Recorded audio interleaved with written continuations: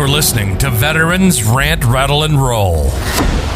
There are at least 20 veteran suicides every day, and that's just the official number. The number is more likely 24 to 25 vets a day. That's over 9,000 former service members every year that we lose to suicide. And the rate of active duty suicides have increased over the last 5 years.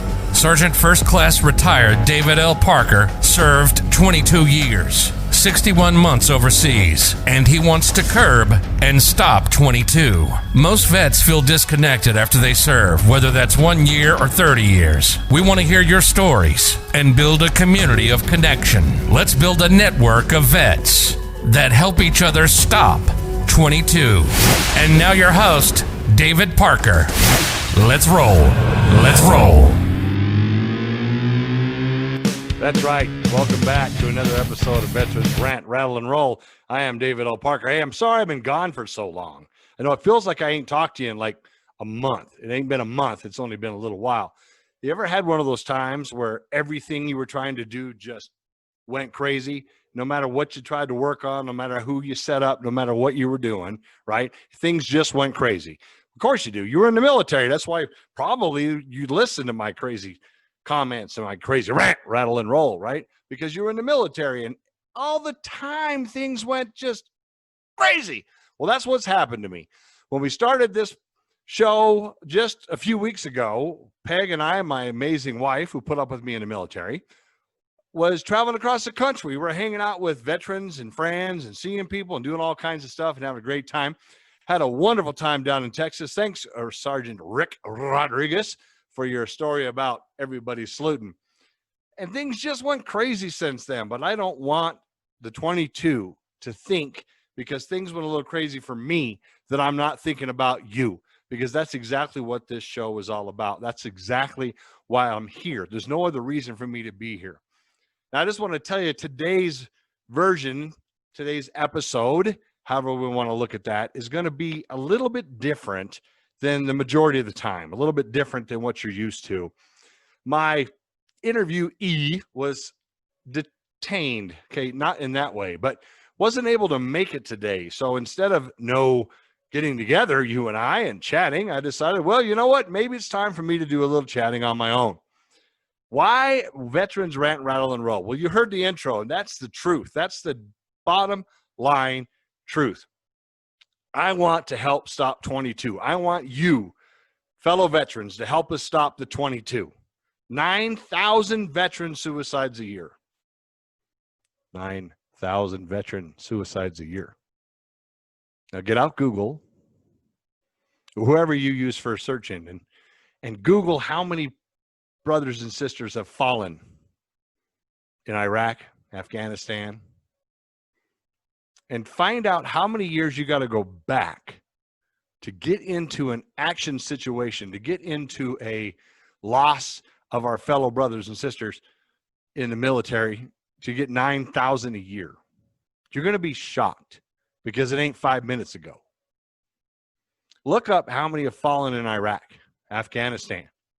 Look up those numbers. We want you to stay with us. This 9,000's got to stop. Time to stop playing lip service and build a community of veterans that can talk to each other, come together and share things. That's what this is about. I want you to join me. I want you to get on here with me, and let's talk about your career. Why? Because everybody who served needs to rattle that saber. Why? Because you served. Think about it. It's not common. While we're a good chunk of our country's population, and we're probably more than we realize, you're probably standing next to a guy 6 feet apart right now in Walmart with a face mask on, and that guy's a vet. And maybe the lady you talked to on the phone today, she's a vet. There are a lot of veterans. There are a lot of veterans. And who are you talking to? Your neighbors at the barbecue? I don't think so. Unless you're lucky like me and you got a retired E8 on one side and a retiring CW3 on the other side, and then next to him is a retired Navy guy, and across the street's another retired senior NCO. You probably don't have a lot of conversations with fellow veterans. Look, my intro says, We get in the military and then we get out. We feel disconnected. Well, let's get connected. Listen, I love the movies. I'm just like you. I'll go to the movies. I'm the guy in the movie that goes, wait, what? Wait, did you see what he's wearing? That badge is wrong. You don't wear that uniform like that. Who can shoot like this? What are you talking about? That's a bunch of garbage. But I also notice that when you go to the movies, all they ever talk about is Johnny Rambo Ranger Special Op Force Recon Hoa Hoa, which is awesome. And all those Hoa Hoas are amazing human beings that have done some incredible stuff. And in no way, shape, or form would I ever, in any way, intention, on accident, if I do, I apologize, ever downplay the significance of what those type of soldiers, Marines, airmen, seamen, mean to the military. I am not standing here today in any way, shape, or form trying to down the Rangers or tell you the special forces aren't special forces or the SEALs aren't SEALs. Listen to me, hear me here. I'm trying to tell you that I respect every one of them, but that's not all that served. Who's telling the story of that 2-year cook, human resources mechanic? Who's talking about Billy and Jill, who did a heck of a great job in PLO and in the MASH units?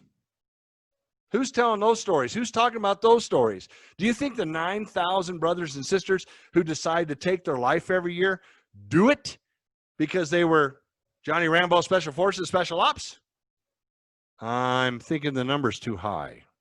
No, a lot of them are just like you and me, people that spent a good amount of time in the military. And I don't care if that time in the military, I really don't care if it's 6 months or 3 months or 5 years or 30 years.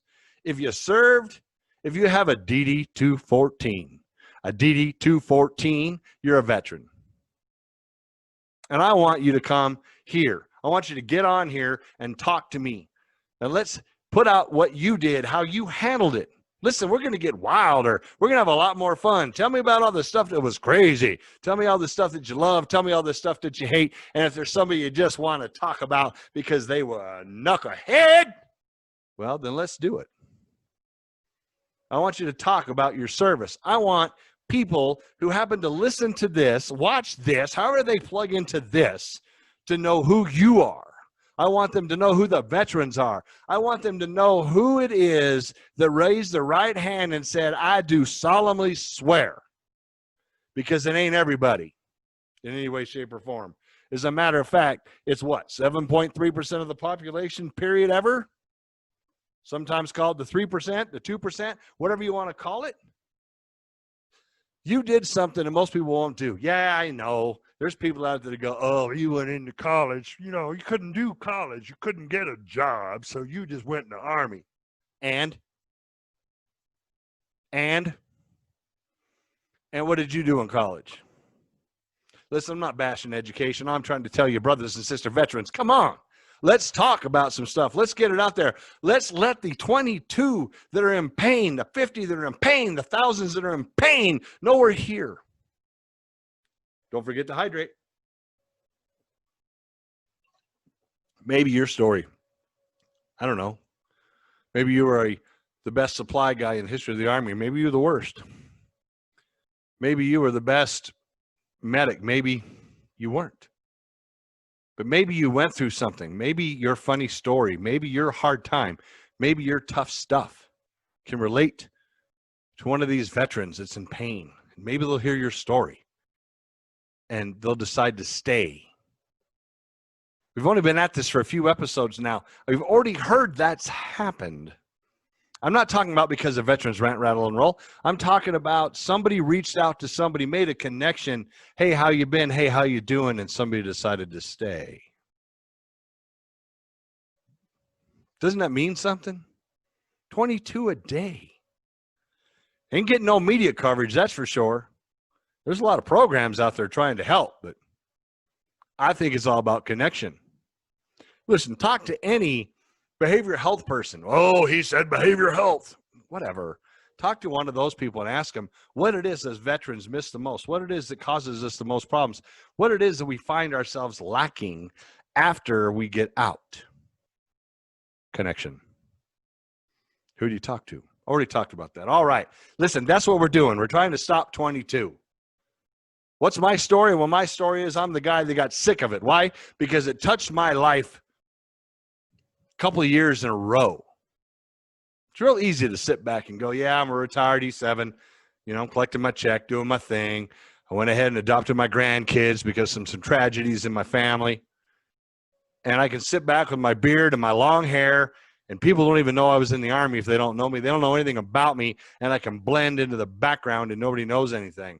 That's the problem. Too many of us are blending. Get out of the blend. Put on your ACUs. Remember, they don't blend in with anything. What's the new uniform now? The Army pinks. Sort of glad I retired in 16. Know what I'm saying? So a little about me. What I do, 1984. That's right, 1984. Girl says, hey, I'm pregnant. I race into the Army. Right? I want to be a medic. That's what I want to be. I want to be a medic. But I get, you know, the old story at the recruiter's office. Hey, we're going to send you to be a lab tech. When I got to Fort Lee, I found out it was a petroleum lab tech. But luckily, I was in the reserves. So in 1984, I went to basic training at Fort Dix. Whew, that's a place. Then I went to AIT at Fort Lee. That was an experience. When I got to AIT, check this out. I get to AIT, right? I'm a kid. And they go, well, you won't have enough college to be here. You're supposed to have advanced chemistry. We're going to make you a cook. I said, excuse me, son.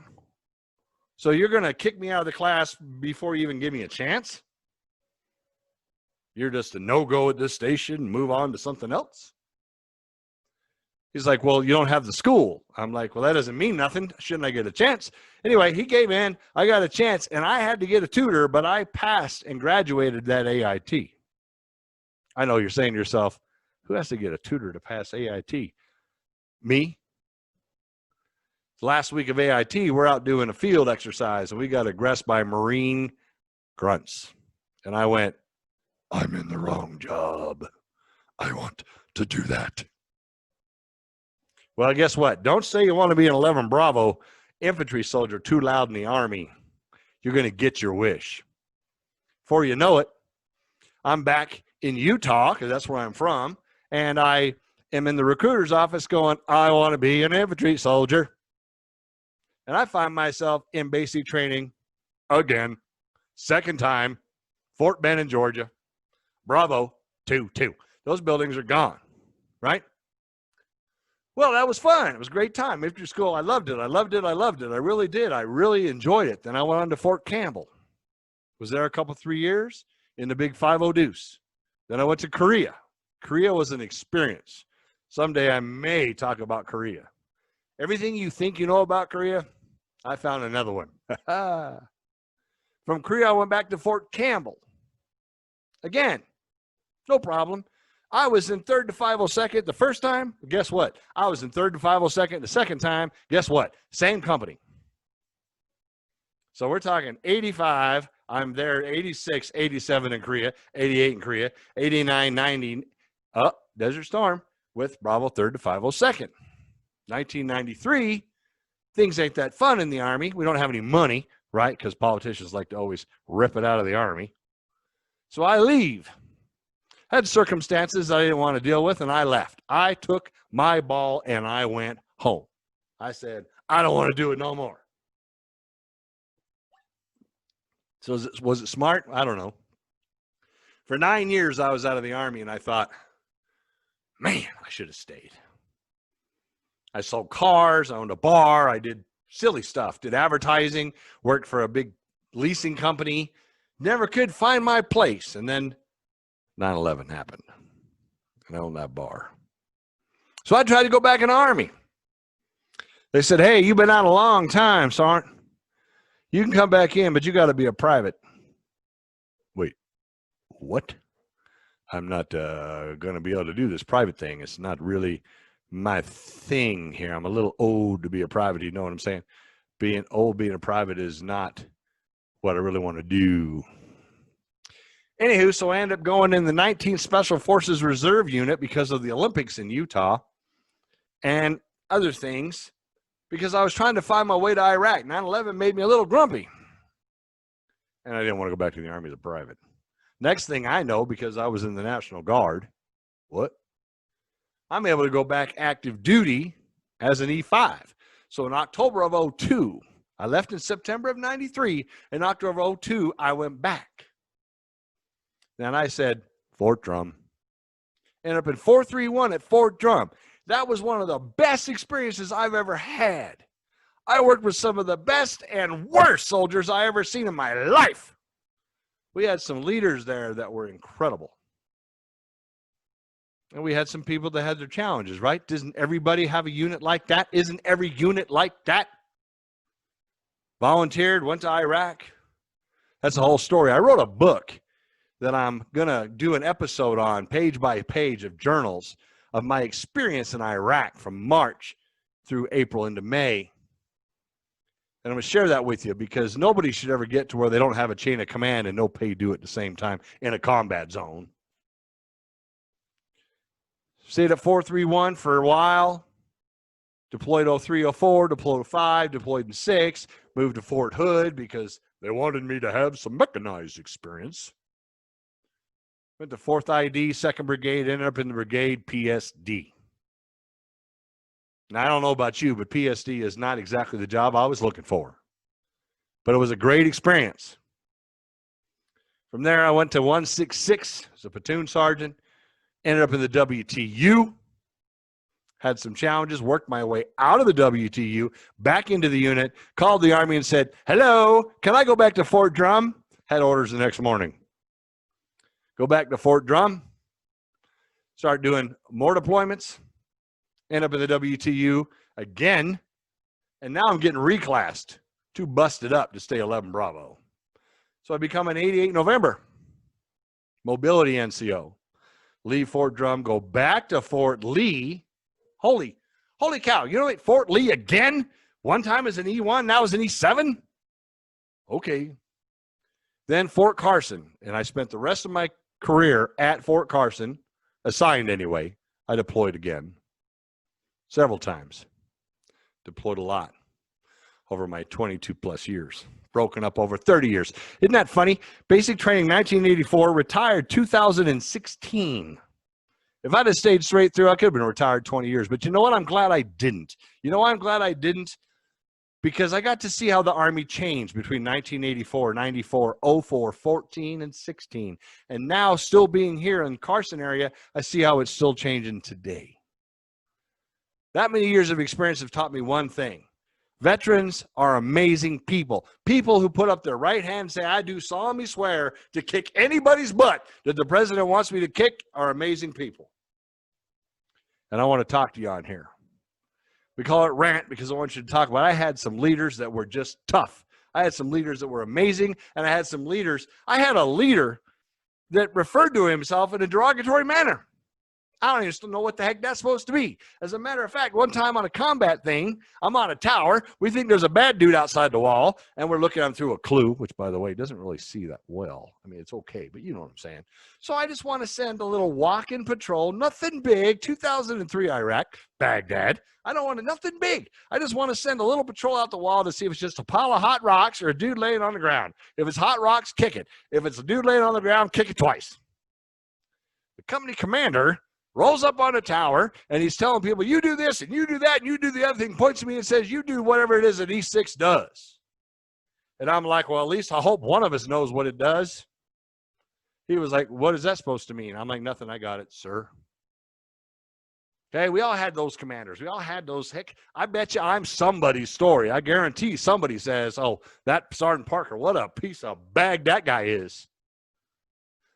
That's okay. We all had them. I did the best I could do. You did the best you can do. And I want to talk about what it is that you did. I want to tell you a rolling story, and I'm going to get out of your hair. My role for today, I already did my rattle and my saber, already ranted about a commander who has no idea what a staff sergeant does. Oh, by the way, I got to tell you one more. I got to tell you 2 roles here, okay? The first one is we're at the Radwaniyah Palace Complex in the Biop at Baghdad. It's a 2-walled palace. If you look at Baghdad from Google and you look down, you can see this palace on this mountain. It has the spiral of road going down, okay? We were living there. Anyway, there's 2 walls around this palace, and there's there's a road between the 2 walls, and there's big trees by the front wall, and the commander wants them all blown down. Now, these are big trees. These trees are 2 feet, 30 inches, 34 inches around. So we're with 5th Special Forces. Our infantry unit was assigned to be working with the SF. No, we weren't SF. We were just working with them. We were security. We went on patrols. We did what we were told. And I enjoyed it. Anyway, I got a good relationship with the guys that blow things up in the Special Forces. So I'm talking to them about blowing these trees down. And we're calculating how much C4 it's going to take and how many trees at a time we can do. Because you don't want the explosion between these big 20-foot walls to vibrate and blow the windows out of the palace, not to mention cause other problems. And they're going to have to order some C4. Now, the commander, he's just going nuts. He's like, I want it done. I want it done, right? And he's like, you know what, Parker, I don't want you to do it no more. You don't know what you're doing. Hey, you with the Ranger tab. Yeah, you, Ranger, come here. I want you to go take some det cord and go blow those trees down. Wait, 34-inch trees getting blown down with det cord? This isn't a PZ. Read the Ranger handbook. What is it? 6-inch trees tops? So what happens? This guy takes 2, Ranger tab, this guy takes 2 rolls of det cord, wraps trees, boom, pops the tree. What happens? You got a hole in the bark. I still got a picture of it. That was crazy. That's funny. Now I'll tell you what, one last thing that's even more funny.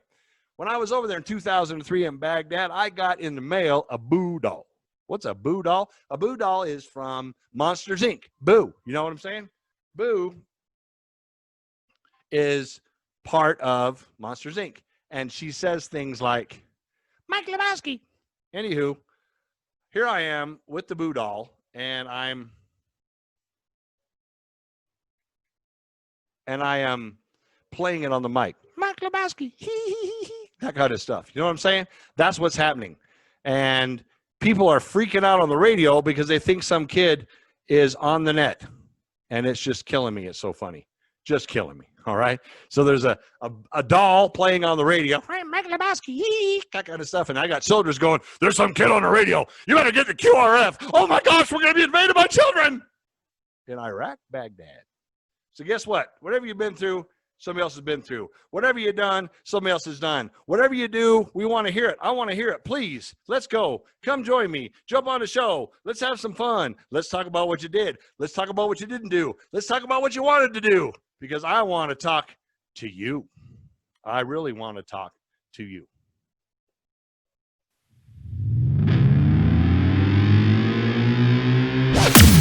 You've been listening to Veterans Rant, Rattle, and Roll. Thank you so much for listening. We hope you enjoyed the show, and we really hope you got something out of it. Most veterans feel disconnected after they serve, whether that's 1 year or 30 years. And we want to use this podcast to build a network of vets to help each other stop 22. Stop 22.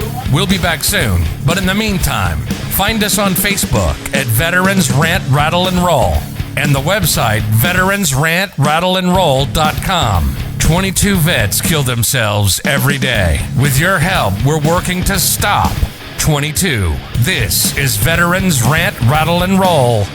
Signing off.